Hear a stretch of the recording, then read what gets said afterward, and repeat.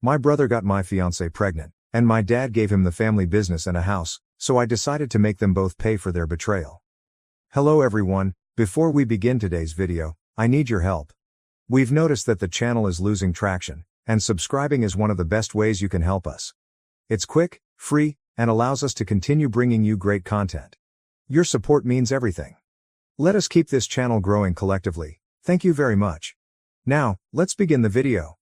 Okay, people, this is going to be long, but I need to get this off my chest. The recent events in my family have been extremely upsetting, but in order to understand why, you must first understand the context. I am 33 years old, and I grew up with my younger brother Alex, who is 30 years old, in what appeared to be a normal household from the outside. But, gosh, the dynamics in our house were severely off. See, Alex was a miraculous baby. Mom had a difficult pregnancy with him, and he was quite sick for the first couple of years, in and out of the hospital, breathing problems, infections, the entire thing. I recall sitting in hospital waiting rooms a lot as a child. I understand that having a sick child is scary, but even when Alex recovered, my parents, particularly my father, continued to treat him as if he were made of glass. Meanwhile, I was expected to be the perfect, responsible elder brother who should know better about everything. Alex could miss school. He needed to recuperate. Alex failed a class. He has been through a lot. Alex broke something expensive. Don't be upset with your brother, what about me?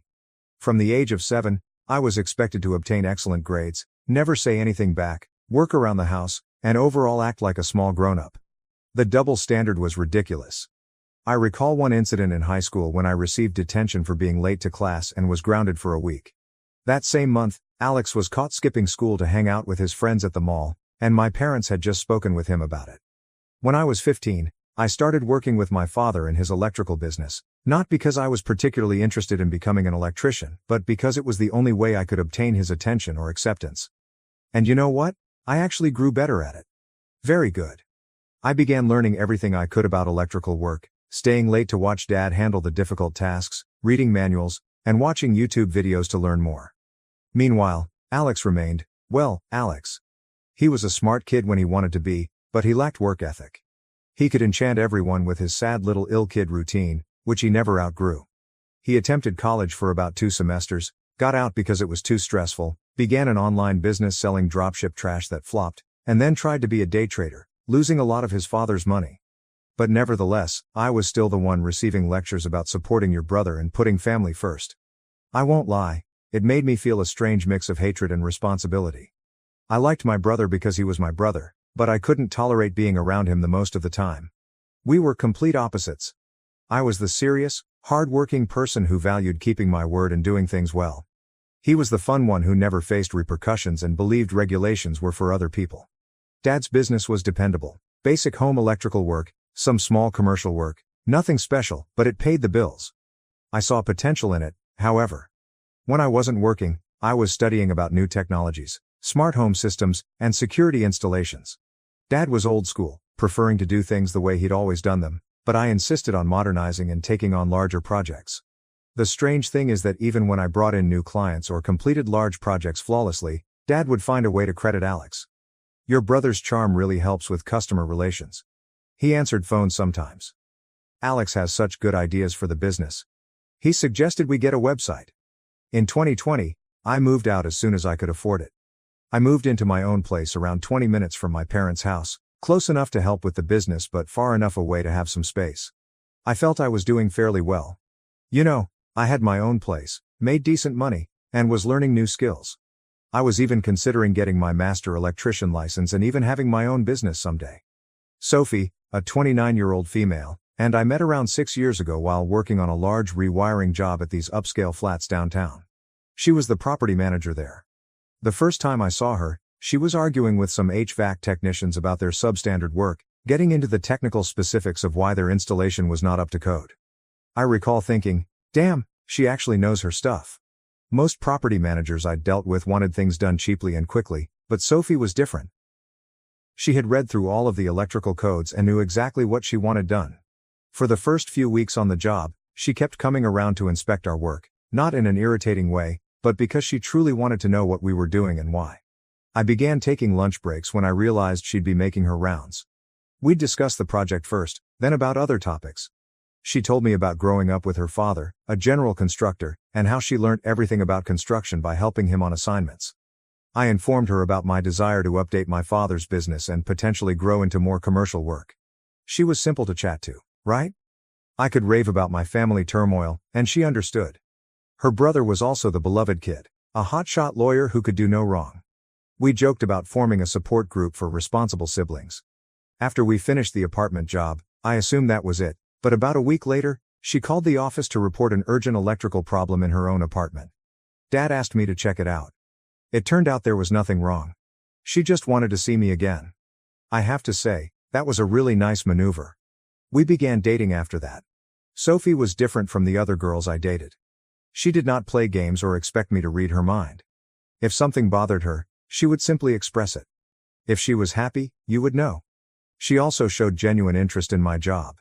She'd help me study for my licensure examinations and eventually started assisting with the business side of things. Within a year, she was effectively running our business, having implemented a new scheduling system, upgraded our invoicing, and prepared actual contracts in place of the handwritten quotes we used to use. Dad was initially unhappy about it. He preferred doing everything on paper, but he had to acknowledge the firm was functioning more smoothly. I finally felt like I was creating something real. We moved in together after 2 years and started talking about marriage and even having children someday. Sophie would joke about our future children becoming electricians and carrying on the family business. Man, I thought I had everything sorted out. The weird part is that my family liked her at first. Mom was continually calling us over for supper, asking Sophie for assistance with computer issues, or soliciting her advice on house renovations. Even Dad warmed up to her once he realized how much she was contributing to the company's growth. We were gaining larger contracts, doing more commercial work, and establishing a solid reputation in the area. Sophie got along well with Alex too.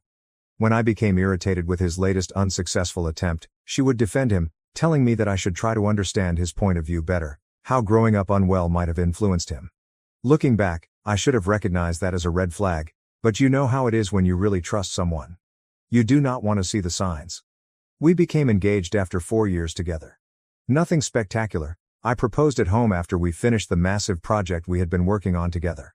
She'd been helping me plan this large electrical renovation for a nearby hospital, staying up late with me to go over blueprints and deal with contractors. It just felt right, you know. As if we were true partners in everything. Around a year ago, things began to change. Alex had spent another chunk of Dad's money trying to launch a cryptocurrency trading business, returned home bankrupt, and Dad offered him a job in our office. Just the basics: answering phones, filing papers, and organizing appointments. It should have been simple enough, but Alex always managed to screw it up. Sophie began spending more time at my parents' place, assisting Mom with wedding preparations and such. She stated it was easier to focus on company documents there while Alex was learning the procedures. I was working most days, so it made sense at the time. Following that, everything began to spiral out of control. I began to notice subtle changes about 8 months before everything blew up. Nothing big at first, just minor details that didn't line up. Sophie was spending more time at my parents' house, helping with business matters. She explained that she was educating Alex on our new billing system and assisting Mom with wedding plans. Makes sense, right? I was out on jobs most days, working my tail off to save money for our future. We planned the entire wedding and talked about buying a property. I wanted to do things correctly. But then other things started happening. Sophie changed her phone's password. She has never actually hidden her phone before. We knew each other's passwords. It was no big problem, but she started acting strangely about it. She explained that her banking app required her to update security or something. Whatever, I absolutely trusted her, so I didn't think much of it. Then Alex began acting differently. He began wearing cologne at work. Dude used to turn up half the time in the same clothes as yesterday. He got all these new clothing and started showing up to work on time, which was unusual for him. He was also strangely polite to me, volunteering to stay late at the office and expressing a strong desire to study business. Sophie was talking about him differently. Alex is really getting good at handling the scheduling, or, your brother's actually pretty smart when he applies himself. She'd get angry whenever I complained about his messing something up, and even started taking his side in family disputes. The atmosphere in the office also becomes strange. Janet, our receptionist for the past 15 years, was like a second mother to us. She began giving me these looks while Sophie and Alex were working late together, but whenever I asked what was going on, she would simply say nothing and change the subject. Once, I returned to the office early from a task because we had run out of materials. Sophie and Alex were in the break room, giggling over something. There was nothing clearly wrong, but they both jumped as if they had been caught doing something when I stepped in. Sophie mentioned that they were just going over some invoices around 7 p.m. Right. Sophie seemed to talk less about our future. She used to be quite enthused about wedding planning, looking at houses online, and discussing what kind of family we'd have. Then she became quiet about it all. She claimed she was just anxious about work. The true red flag I missed was when she stopped visiting job sites to check on projects. It used to be our thing. She'd bring lunch, we'd go over plans, and solve problems together, but she was suddenly too busy at work with Alex. We had a large family meal approximately 6 months ago. Sophie was acting funny all night, barely speaking and constantly checking her phone. Alex kept attempting to make inside jokes with her. Sophie snorted with laughter when he mentioned that insane person at work. But when I questioned what was hilarious, they both said, "You had to be there." After dinner, on the way home, I finally brought it up. Sophie remained glancing at her phone. "You okay? You seemed off tonight." "Just tired. Work's been crazy." "Yeah, it seems like you and Alex are getting along better these days." She tightened up but tried to keep it casual. "He's not as bad as you always say. He's actually pretty funny when you get to know him." "Funny enough to make you ignore everyone else at dinner?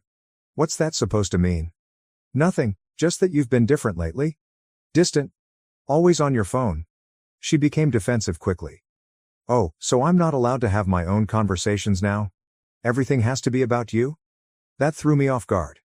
Sophie never spoke to me like that before. "That's not what I said. Just feels like something's changed. Maybe you're just paranoid. I'm tired of you always complaining about Alex. He's trying his best." I recall getting a horrible feeling in my stomach, like if something was seriously wrong, but I couldn't put my finger on it. She had never defended Alex like that before.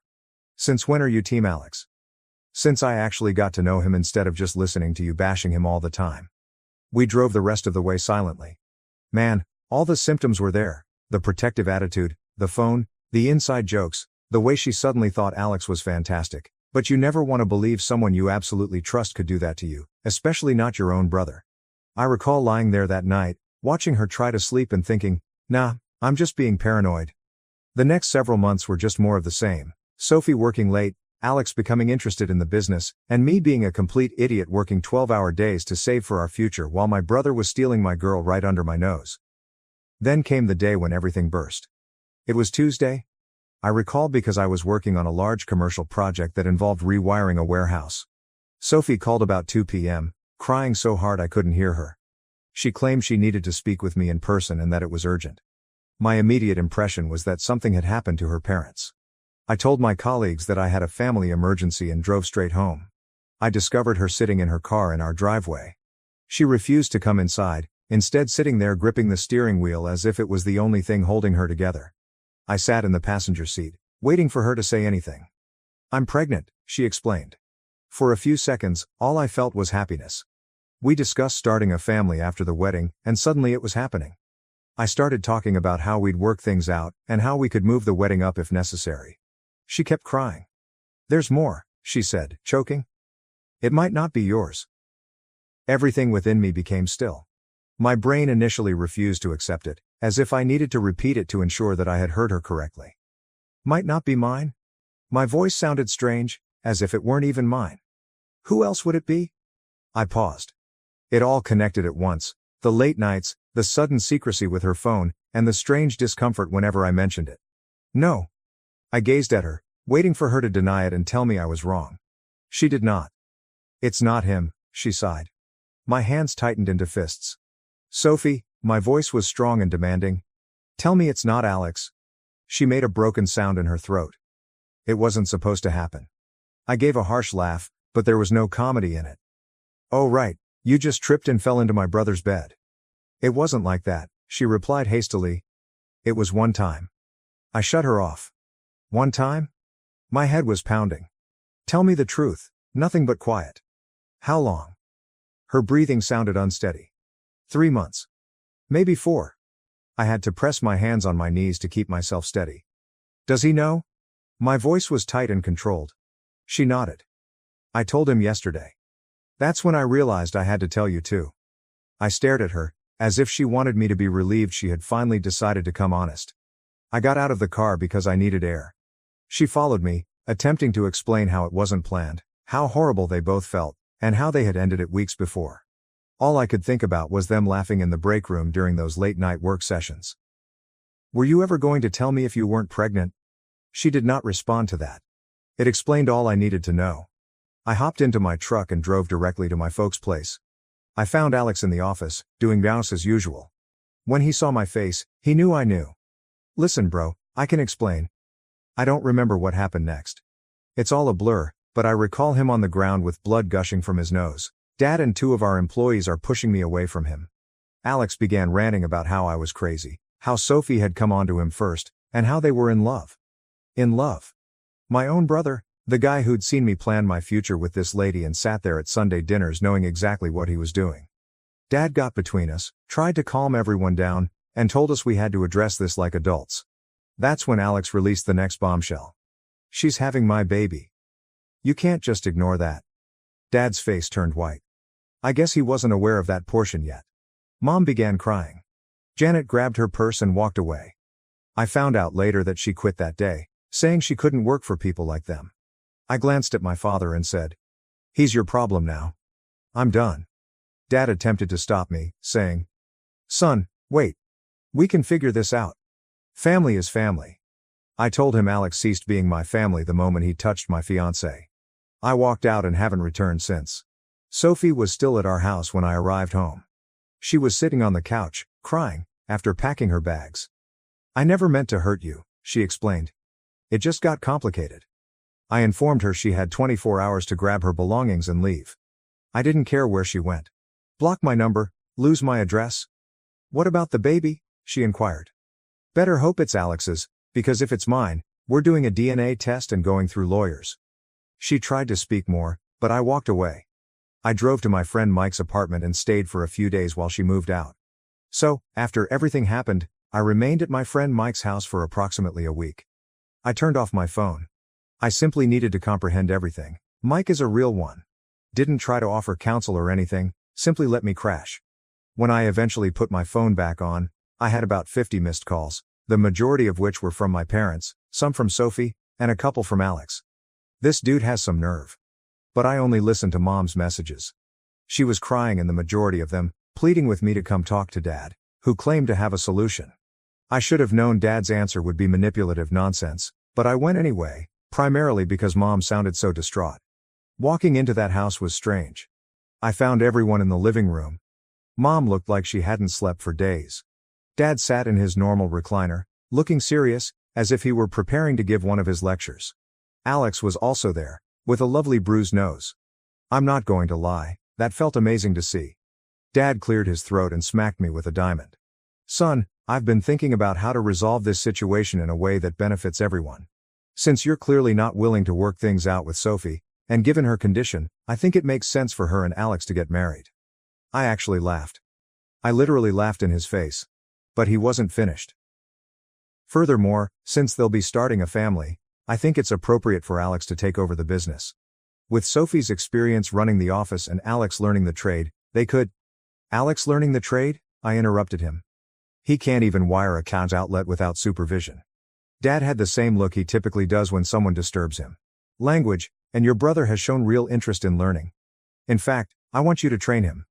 Guys, I've lost it. I started laughing again, but it was the kind of insane chuckle you get when something is so twisted up that you can't process it. "Let me get this straight," I remarked. "You want me to train the brother who screwed my fiancée to take over the business I helped build, while they're married and raising a kid that might be mine? Are you actually insane?" Mom began crying again. Alex simply sat there, staring at the floor like a coward. Dad took out his final card. "This business is still in my name. If you won't help your brother, maybe you should find somewhere else to work." That's when I realized all those years of hard effort had been for nothing. All of my hard work, the business I brought in, and the reputation I earned were insignificant in comparison to precious Alex's latest blunder. I just got up and headed to the door. Mom tried to stop me, but I just said, "I'm done. Good luck with your new golden team." Alex eventually spoke up. "Bro, wait." I turned around and simply stated, "Call me bro again, and I'll break more than your bro nose." Dad raged at me about loyalty and second chances. I did not even look back. The next day, I began calling all of our big clients, including those with whom I had personal relationships. I informed them that I was departing and offered some other reputable contractors they could work with. Dad called, yelling about how I was attempting to damage the business. I told him I was only informing my clients that I would no longer be handling their jobs. It's not my responsibility if they don't want to work with his new ideal team. Alex and Sophie genuinely agreed to the entire thing. They married at the courthouse 2 weeks later, as if it were a love story rather than a total betrayal. Dad even backed them up, giving them a down payment on a house as a reward for what they'd done. Meanwhile, I was left standing amid the ruins of all I believed I knew. There was no apology, no meaningful consequences, only the expectation that I move on while they played happy family. So, I did. I walked away from it all.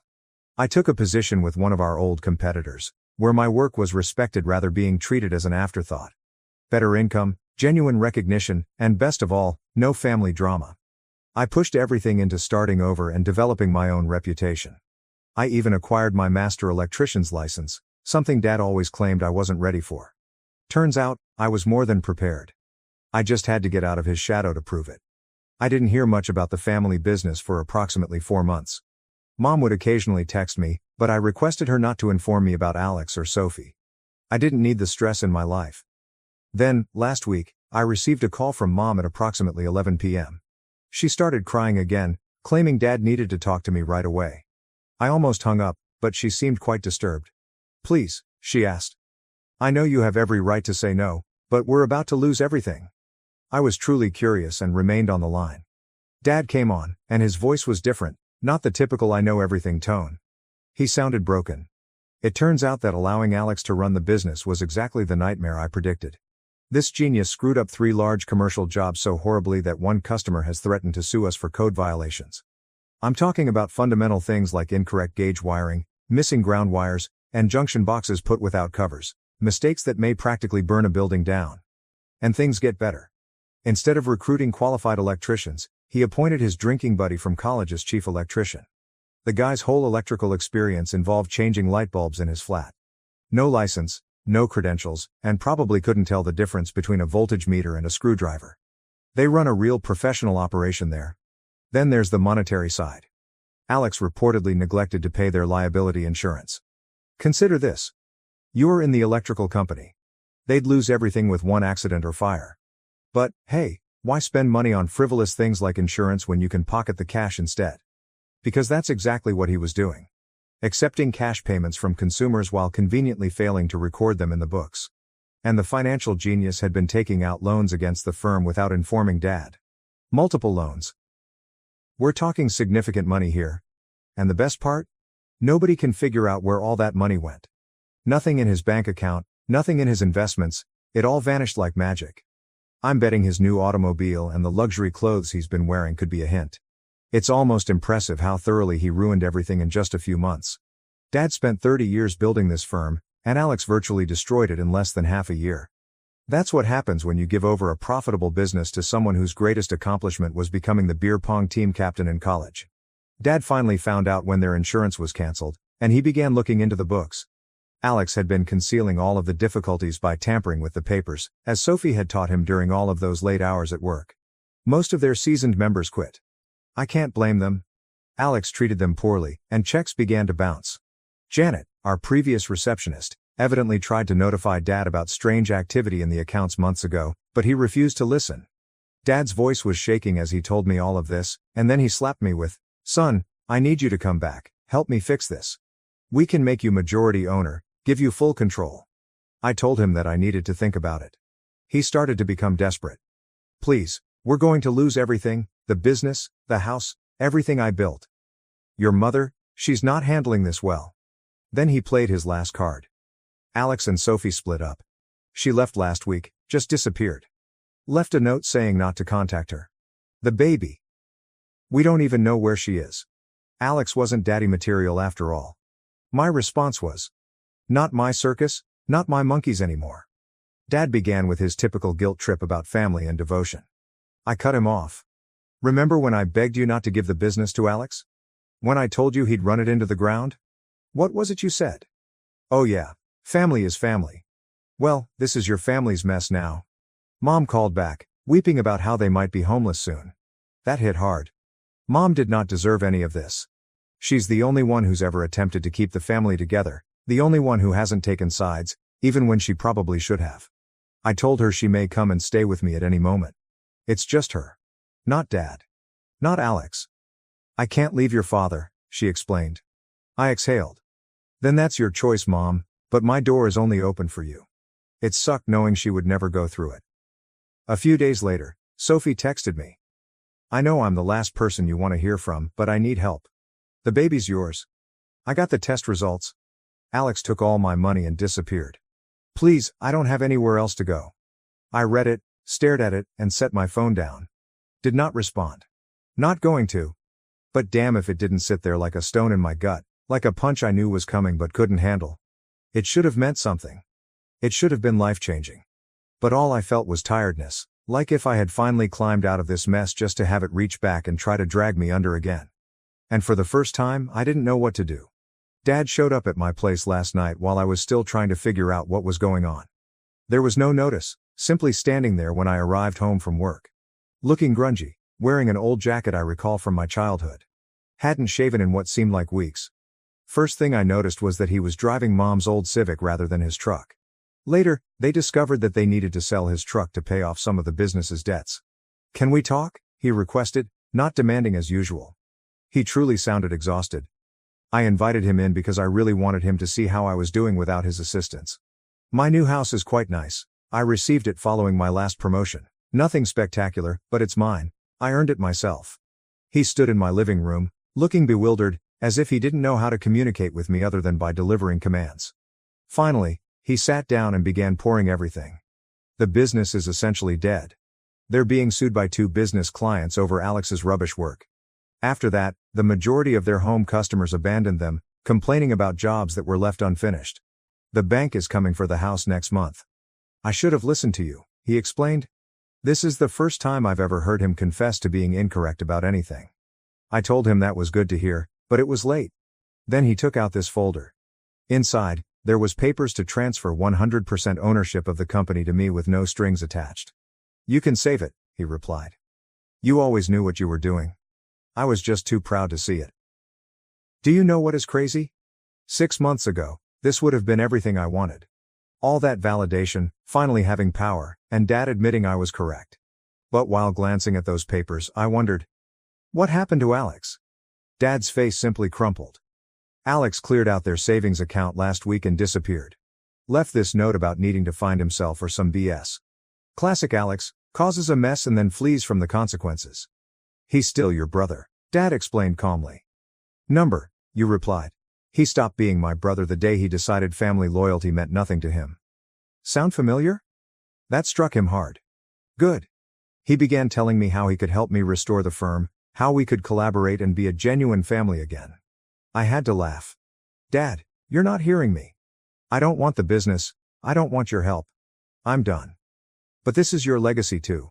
Everything we built, everything I built, you gave to Alex, remember? You chose him even after he slept with my fiancée. Now you get to live with that choice. He tried guilt-tripping me again about Mom's anguish over the family falling apart. I told him the same thing as before. She's welcome here anytime, just her. She won't leave me, he said? Then that's her choice, and living with the consequences of your actions, that's yours. He sat for a long time before asking quietly, where did I go wrong? I wanted to lay it all out. All the years of favoritism, the continual justifications for Alex, how he discarded someone who genuinely cared about the business for someone who regarded it as a piggy bank to rob. So what's the point? You didn't go wrong, Dad. You got exactly what you always wanted, Alex being in charge. How's that working out? He left shortly thereafter.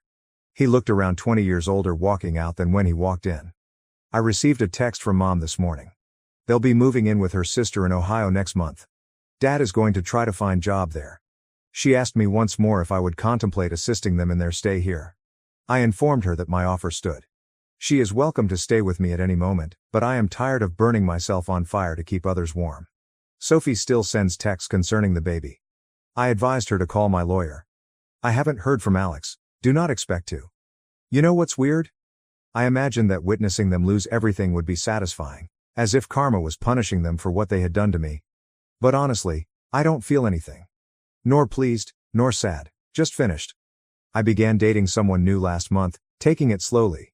She asked about my family, and I simply stated that we are not close. Maybe someday I'll tell her the whole tale, but for now, I'm focused on creating my own life. There is no drama, no poisonous familial BS, and no attempting to gain favor that never comes. I informed Sophie that everything would now be handled by lawyers. Will I be present for my child? Yeah, I am not my brother. I do not abandon my responsibilities. But Sophie destroyed that bridge.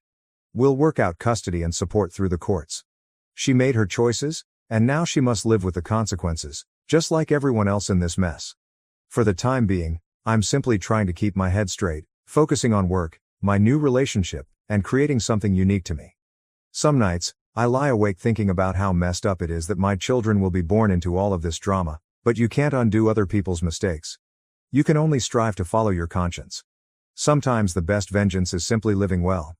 This is the last section, guys. Thank you for following along. Writing it all out truly helped me sort through some of my thoughts. Edit 2. Since people keep asking, yes, if Sophie can show the baby exists and is mine, I will step forward, but only through legal means. No direct interaction. Thank you for watching. If you haven't subscribed yet, please do so and hit the notification bell to stay updated with more shocking real-life stories happening around you.